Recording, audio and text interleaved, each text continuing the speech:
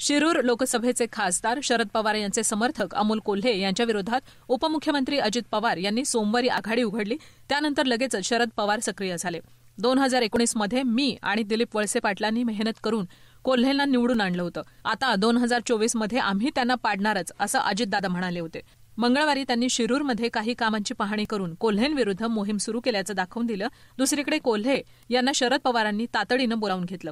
अजित पवार काहीही म्हणत असले तरी शिरूरमधली जनता तुमच्या सोबत आहे असं सांगत येत्या लोकसभेला कोल्हेच शरद पवार राष्ट्रवादी गटाचे उमेदवार असतील असे स्पष्ट संकेत शरद पवार यांनी दिले।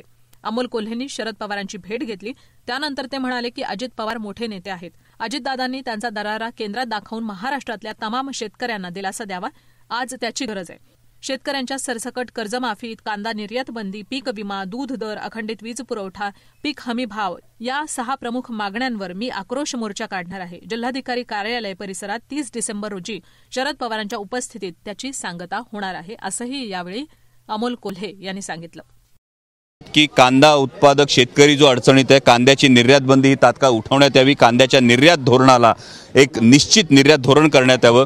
बिबट प्रवण क्षेत्रामध्ये दिवसा 3 फेज लाईट देण्यात यावी, कारण जर विदर्भामध्ये व्याघ्र प्रकल्पांच्या बाबतीत असा निर्णय घेतला जातो तर बिबट प्रवण क्षेत्रात सुद्धा आमच्या पुणे जिल्ह्यात सुद्धा माणसंच राहतात, तर या बिबट प्रवण क्षेत्रामध्ये दिवसा 3 फेज लाईट देण्यात यावी।